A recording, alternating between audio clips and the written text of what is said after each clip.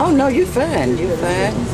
Yeehaw. Welcome. That, let me know. I'll help you out. But this program is the program that hundreds of people in the Louisville and Southern Indiana area follow. And we are so fortunate that we meet with each other and get encouragement and support and recipes and discover how we can do this. And the same program that works for people who were actually at death's door with heart disease, being able to get their lives back and lower cholesterol, get off of medications. The same program works also for people who have diabetes, and we have, in this room are wonderful success stories, folks who have been able to get off their diabetes medication and lower blood pressure, get rid of arthritis pain, any kind of inflammatory condition responds to the food. The food becomes our medicine, and the beautiful thing is it doesn't have the side effects that medications have, except for the side effect of pounds fall off. I lost 48 pounds not planning to lose weight. They just fall off. So until you get to your teenage body, and then it stops. So that's something that we can share with you. But and then the other side, or the other effect, is that to accomplish this, we need to eat a lot of food, and we can have just about all the foods we want of most of the foods, the things that really are healing foods, the fruits and vegetables, whole grains, and legumes. So we'll be happy to share more and more with you about this. And I want you to know that we meet once a month here, the first Tuesday of the month. And then on this sheet that you have, it tells that we meet once a week in Louisville, in the St. Matthews area, at the Half Peach Bakery and Cafe. And that happens Wednesday nights, 5:30 to 6:30. We have wonderfully well-prepared, compliant food, including desserts. And then from 6:30 to 7:30, we have a support group meeting right in this same restaurant. So this little restaurant is near Big Lots and Havana Rumba, Del Frisco's in the St. Matthews area. We'll help you get your bearings on that. Walmart. Walmart's a good clue too. Walmart Neighborhood Market is just across the street. Saying the same things, that the secret is a whole food, plant-based diet. That's how to get rid of the chronic illnesses that Americans have, people in the Western world have. And oddly enough, people who aren't in the Western world eating the standard American diet or similar don't have these same illnesses. So Dr. Greger tells us about the 15 leading causes of illnesses in the causes of death in this country, and tells us what the research shows about how to get rid of those, or how to prevent those from happening. I'm gonna dig in. I wonder why. Look at this day. It's his duty. Somebody has to do it. He was in Florida for 2.5 weeks. Oh my God. Yeah. He got to go over there. Fix you up here. Thank you. Are you going through? You've been attracted. It just try to do it like in a baseball. You can't do that. If you don't have the windmill swing, you're not going That's to. right. I know all about that. Yes. Can you make a No, I can actually see it. So that was you. You were you still look the same. You know, but wow. Wow, look at that. And because Wow, I never thought I was that big until you actually see it. oh yeah, but you look great, by the way. I mean, and this is a very good thing that you all are doing, educating us on how to eat right. Yes, ma'am. It is an acquired taste, Trust me. They don't have that good Like the restaurant. first I'd say 6 weeks or so. It's kind of odd, but then obviously, you know, when you get hungry and you start eating more and more of these kind of things, you'll start putting more spices in, and you'll find it's just as good as your regular stuff. That's okay. Moving tables? Okay. We'll get something. Okay, I appreciate your time. Yes, ma'am. This was one of the healthiest field trips I've ever been on. Well, thank you guys for coming over. Oh, well, thanks for having us. And the name of this church is what? It's the New Albany Seventh-day Adventist Church. Thank you for having us. You're welcome. We really do appreciate it. You are welcome. Our pleasure, and come back again. I would love to. Please come back. Yeah, remember, the first Tuesday of every month, we're here, 6 o'clock. The menu changes. So the reason you eat like this is to save your life, of course, but what else were you just saying a few minutes ago? That it was very easy to lose weight. Your weight basically just falls off without you even noticing because you're not eating high-fat foods and you're not eating anything with oil. So you can eat as much as you want and feel satisfied and get all the nutrients you need. And so you never feel like you're depriving yourself or... It's hard to get tempted to eat other stuff when you're pretty full, of good food. Well, it's definitely a revolution.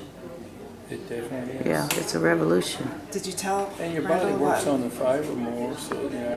Never smoking, having a low body mass index, meaning kind of thin,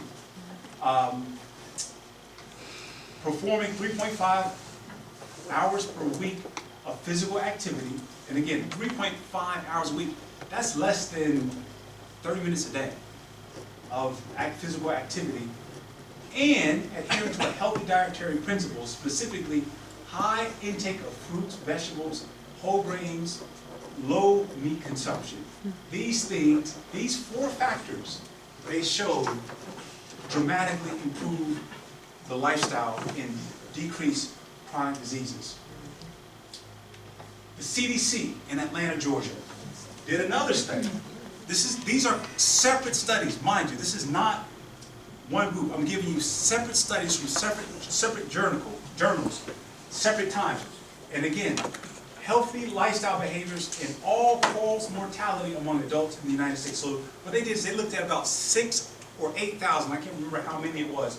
Somewhere between 6,000 and 8,000 people, and they looked at all-cause mortality, including accidents, everything, all-cause mortality, and they looked at those people's lifestyle behaviors. And what they found is, I believe, they came up with 3 things, and the 3 were smoking, exercise, and weight loss, those 3, which we saw in the previous study. Now, let's now go back to those blue zones and see if what we see in reality backs up what we see in the scientific literature. This is not even going to the gym. A lot of these places, they don't have gym. You have old people just walking, talking, doing these type of things. Nothing that any of you here could not do, or most of you could not do. Another thing that's interesting, I found this very interesting, is legumes. These areas had a very high legume intake. And the 5th thing is that they all tended to have what we call a plant-based diet. Again, this is what it is. This is the observations when you look at the common factors among these blue zones. This is what they're doing. And the reality is, I believe that if we adopted these things wholesale, I can almost guarantee you that you will see a dramatic increase in your lifestyle capacity. And people who were on this diet, on the standard diet before, with all of these type of issues, got on the plant-based diet, things start falling away. Things start falling away. I often use Mary's example in the sense that she had this neuropathy, she had arthritis and all those type of things. She switched from standard diet to a plant-based diet. She said within several days, several weeks, Wow. arthritis gone. Gone. The neuropathy lingered. It took a little bit longer, but she stuck to it. She didn't say, oh, this is not working. She stuck to it, and after several months, neuropathy, gone. This stuff actually works according to the science, but also according to the testimony of people who do it.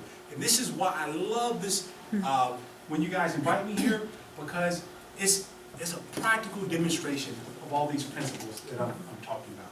Stress, that's a whole nother lecture to itself. Lastly is trust in divine help.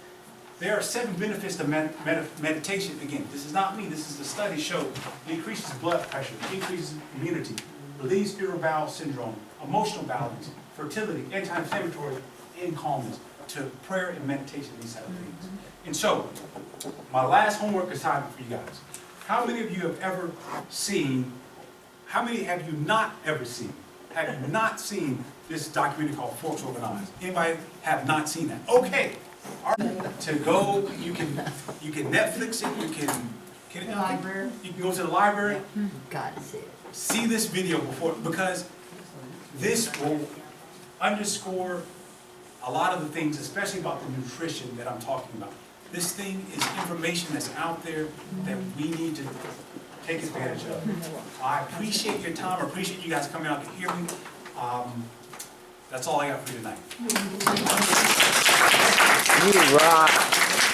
Our original diet that God gave us, when we came from His hand, remarkably, it was missing flesh foods.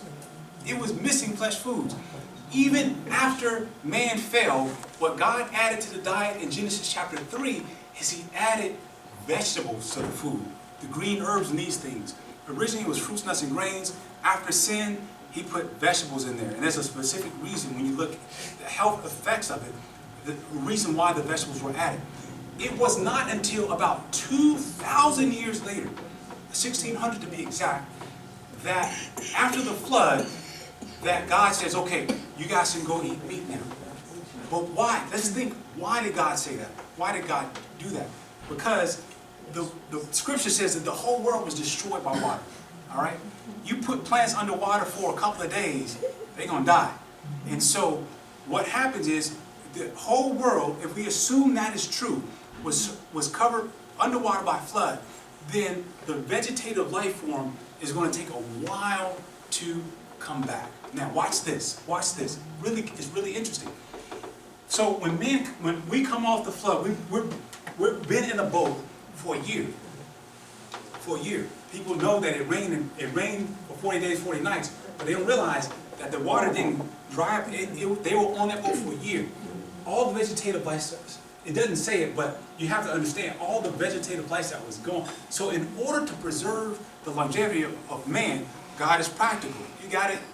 He gave them a meat diet. But the Bible also shows, and we don't look at this, the Bible also shows the effects that the meat had. And if you look at the lifespan before the flood, it's way up. I mean, so remarkable that people say that cannot be true because that's just ridiculous. But when you look at when meat was added to the diet, if you just look at it, it just goes whoop, the lifespan just drops immediately. Is that an accident or coincidence or happenstance? I think not. The Bible doesn't say this is the cause of this, but you see when that meat became added to the diet, boom. Now, one last point I want to give you, and again, this is coming strictly for those of you who are not Christians. Forgive me, I'm just talking to my sister here. When you look at when God brought the children of Israel out of Egypt, really remarkable. They said, we don't have any food. We got all these millions of people up here. We don't have any food, God. What do you want us to do? We're going to starve here. God says, don't worry about it. I got you covered. And God rained something from heaven. Can't explain it, but the Bible says, I believe it, called manna. All right? Manna was not meat. It was some type of grainy thing. It was like, they called it bread from heaven. It was like flakes. It was like flakes. And so these people subsisted on this plant-based diet that God provided them when they came out of Egypt. But the people were like, man, we don't like this man. They were happy for it at first. They were happy for it at first. They were going to starve. But notice this. The people start complaining. It says, and they were living fine off it. No meat, just as manna, and they were subsisting fine off of it. No issues. And this is what God gave from heaven. So this is good stuff. But people complain and say, we want meat. We want the flesh of Egypt. And they begged Moses, Moses, we want meat. This stuff is plain. And so God said, okay, I'll give you what you asked for. And quail came. Remember that story? The quails came. What happened to the people? Remember what happened to the people? They got sick. They got sick. They started putting that stuff back in their body. The result of it, and then granted, it was probably they ate it to excess. But we see time and time again, by example in the scriptures, we see that yes, meat is permitted to be eaten in the Bible. It's considered permissible. But you have good, you have better, you have best. And I say, if to know how my body works, I go back to the original condition that it was supposed to be in, and look at that diet. Look at the diet that God gave the children of Israel when they came out of Egypt. And I see over and over again this plant-based theme that comes up, even in the scriptures. Can you eat meat? Yes, you can. Is it the absolute best thing for you to eat? No, it's not. As far as one last thing I'll say, what time is it? 20 after You 8. gotta forgive me, I can get long-winded. One thing I will say is that temperance, one of the T in New Start stands for temperance. Temperance, as I define it, is the use in moderation of that which is good and the total absence of that which is harmful. That's my definition of temperance. And so, as I learn better, I do better. Before I didn't know, we work what we have, and I believe God blesses it. But when light comes and when we learn, I said we have to come up to the light. And so, for me, as I understand it, and again, this is not something, I just say, just research what I'm saying. If you don't believe, research what I'm saying. The research, the evidence is there. I'll leave it right there. I think that's a good question. I appreciate you asking that question. That was a wonderful answer. Okay. All right. We're going to.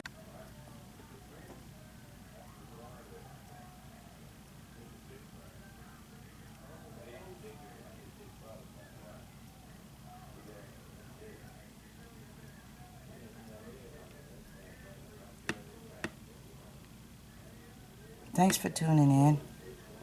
See you next time on Cornelia TV Presents.